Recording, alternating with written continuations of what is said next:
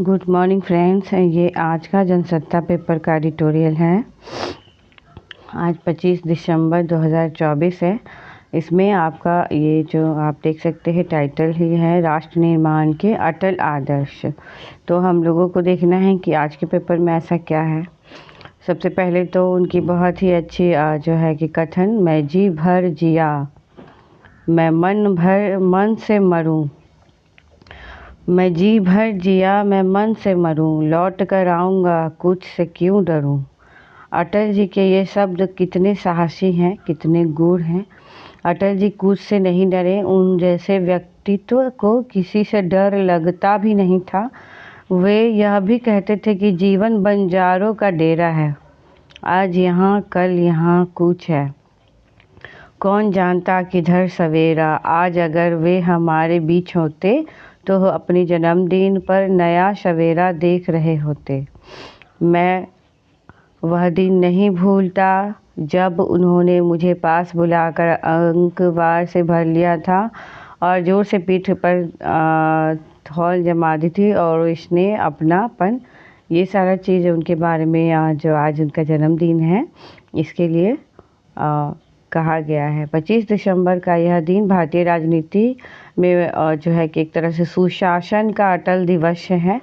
सुशासन बिहार में तो नहीं ही कहिएगा।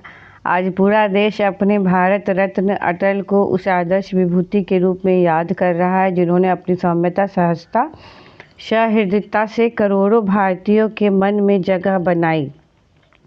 पूरा देश उनके योगदान के प्रति कृतज्ञ है, उनकी राजनीति के प्रति कृतार्थ है। 21वीं सदी को भारत की सदी बनाने के लिए उनकी राजग सरकार ने जो कदम उठाए उसने देश को एक नई दिशा, नई गति दी। 98 के जिस काल में उन्होंने प्रधानमंत्री पद संभाला था, ठीक है, 98 में प्रधानमंत्री पद पे थे वो। उस दौर में पूरा देश राजनीतिक अस्थिरता से घिरा हुआ था। 9 साल में देश ने 4 बार लोकसभा के चुनाव देखे थे। लोगों को शंका थी कि यह सरकार भी उनकी उम्मीदों को पूरा नहीं कर पाएगी। ऐसे समय में एक सामान्य परिवार से आने वाले अटल जी ने देश को स्थिरता और सुशासन का मॉडल बना दिया, भारत को नव विकास की गारंटी दी। वे ऐसे नेता थे जिनका प्रभाव भी आज तक अटल है। वे भविष्य के भारत के परिकल्पना पुरुष थे। उनकी सरकार ने देश को सूचना तकनीक दी, दूरसंचार की दुनिया में तेज़ी से आगे बढ़ाया, ठीक है।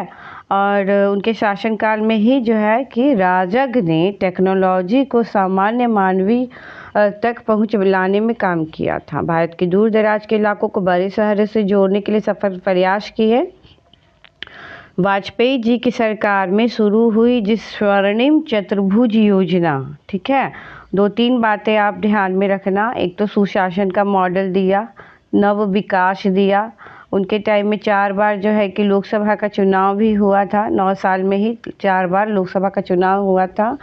तो ऐसे सिचुएशन में वो आए थे और उन्होंने बहुत सारी, जैसे कि सूचना तकनीक है, दूरसंचार वगैरह को जो है कि उन्होंने बढ़ावा दिया था, टेक्नोलॉजी को बढ़ावा दिया था। स्वर्णिम चतुर्भुज योजना क्या है आप लोग बताइए। भारत के महानगरों को एक सूत्र में जोड़ा था स्वर्णिम चतुर्भुज योजना के तहत। वो आज भी लोगों की स्मृति में है।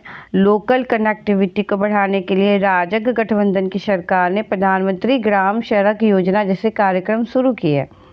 उनके शासनकाल में दिल्ली मेट्रो शुरू हुआ था, जिसका विस्तार आज हमारी सरकार एक विश्व स्तरीय बुनियादी ढांचा प्रोजेक्ट के रूप में कर रही है। अब तो पटना में भी हो रहा है ना मेट्रो, कंकड़बाग से शुरू होगा, ठीक है, मलाही पकड़ी से जो है कि जोड़ा जाएगा पटना में मेट्रो जो है ट्रेन। उनके शासनकाल में दिल्ली मेट्रो शुरू हुआ था। आज हमारी सरकार एक विश्व स्तरीय बुनियादी ढांचा प्रोजेक्ट के रूप में काम कर रही है।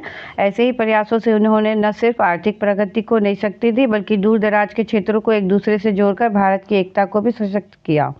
जब भी सर्व शिक्षा अभियान की बात होती है तो अटल जी का सरकार का जिक्र होता है, ठीक है। एक तो स्वर्णिम चतुर्भुज योजना, टेक्नोलॉजी और जो है कि जनसंपर्क बढ़ाने के लिए उन्होंने काम किया। फिर जाके सर्व शिक्षा अभियान के बारे में तो अटल जी की सरकार का जिक्र होता है। शिक्षा को सर्वोच्च प्राथमिकता बनाने वाले वाजपेयी जी ने ऐसे भारत का सपना देखा था जहां हर व्यक्ति को आधुनिक और गुणवत्ता वाली शिक्षा मिले।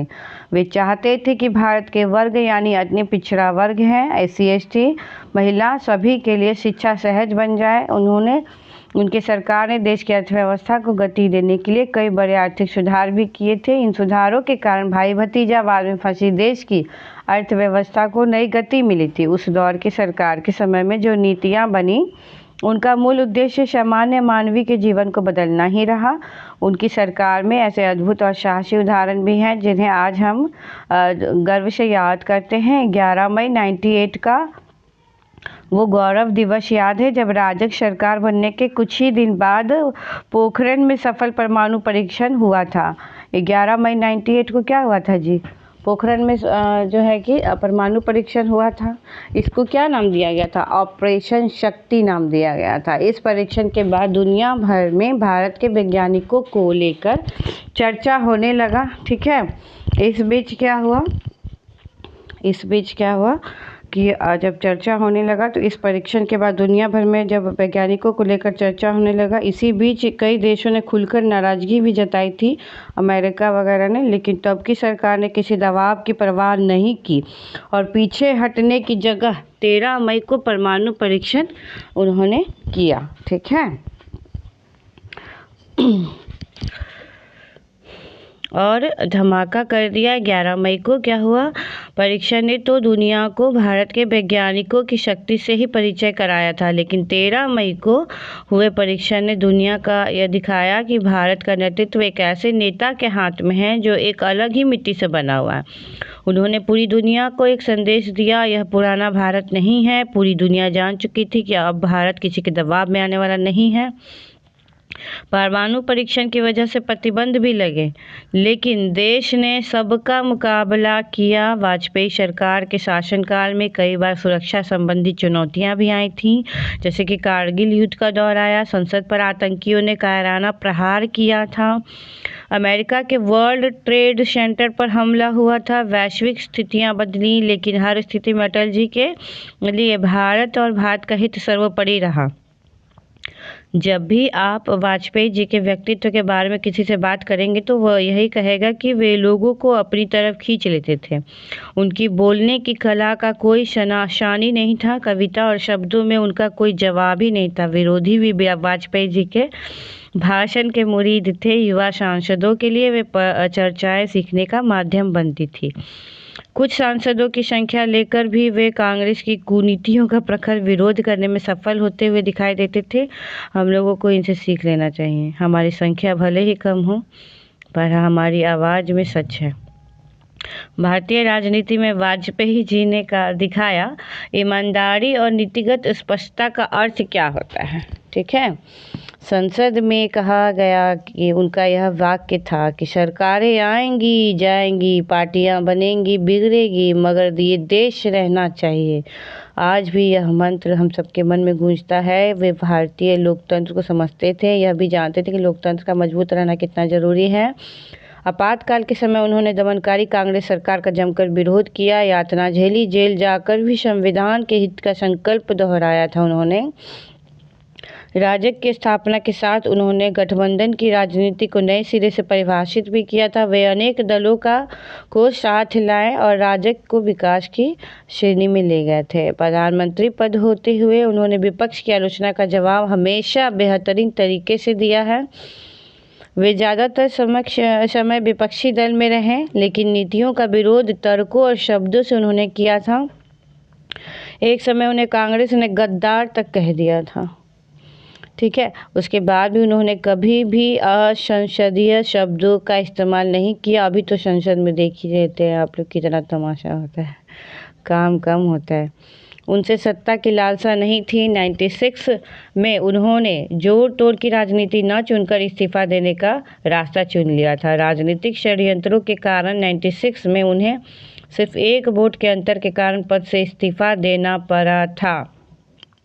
इनके जो अच्छे लोग होते हैं ना, तो उनके लिए षड्यंत्र भी काफ़ी होने लगता है। 99 में क्या हुआ कि 1 वोट के अंतर के कारण उनको इस्तीफा देना पड़ा था। कई लोगों ने उनसे इस तरह की अनैतिक राजनीति की चुनौती देने के लिए कहा, लेकिन प्रधानमंत्री अटल बिहारी वाजपेयी शुचिता की राजनीति पर चले। अगले चुनाव में उन्होंने मजबूत जनादेश के साथ वापसी की थी।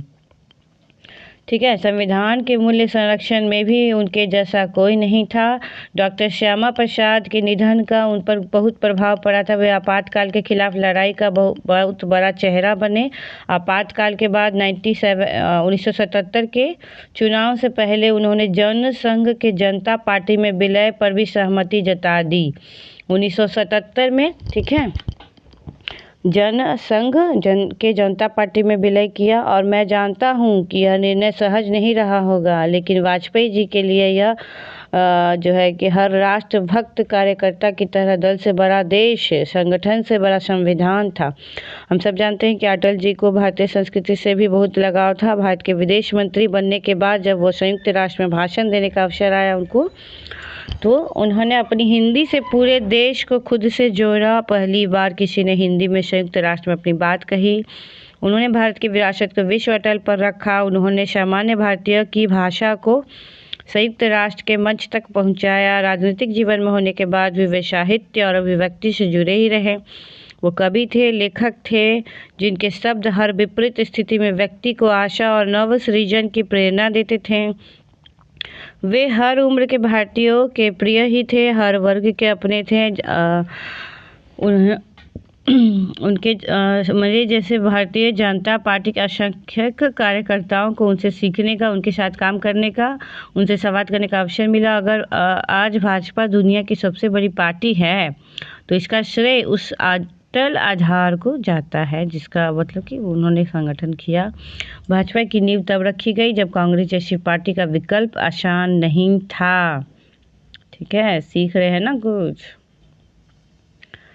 उनका नेतृत्व, उनकी राजनीतिक दक्षता, साहस और लोकतंत्र के प्रति उनके अगाध समर्पण ने भाजपा को भारत की लोकप्रिय पार्टी के रूप में प्रशस्त किया। लालकृष्ण आडवाणी, मुरली मनोहर जोशी जैसे दिग्गज के साथ उन्होंने पार्टी को अनेक चुनौतियों से निकालकर सफलता के सोपान तक पहुंचाया। जब भी सत्ता और विचारधारा के बीच एक को चुनने की स्थिति आई, उन्होंने इस चुनाव में विचारधारा को खुले मन से चुन लिया। वे देश को यह समझाने में सफल भी हो गए कि कांग्रेस के दृष्टिकोण से अलग एक वैकल्पिक वैश्विक दृष्टिकोण संभव है। ऐसा दृष्टिकोण वास्तव में परिणाम दे सकता है। आज उनको रोपित बीज एक वट वृक्ष बनकर राष्ट्र सेवा की नव पीढ़ी को रच रहा है। अटल जी की 100वीं जयंती भारत में सुशासन के एक राष्ट्र पुरुष की जयंती है। आइए हम सभी ठीक है, हम एक ऐसे भारत का निर्माण करें जो सुशासन, एकता और गति के अटल सिद्धांतों का प्रतीक हो। ठीक है, सुशासन, एकता और गति के अटल सिद्धांतों का प्रतीक हो। मुझे विश्वास है कि भारत रत्न अटल बिहारी वाजपेयी जी के सिखाए सिद्धांत ऐसे ही हमें भारत को नव प्रगति और समृद्धि के पथ पर प्रशस्त करने के लिए प्रेरणा देते रहेंगे। ये बहुत ही अच्छा है, आप देख लीजिएगा आज का जो है एडिटोरियल।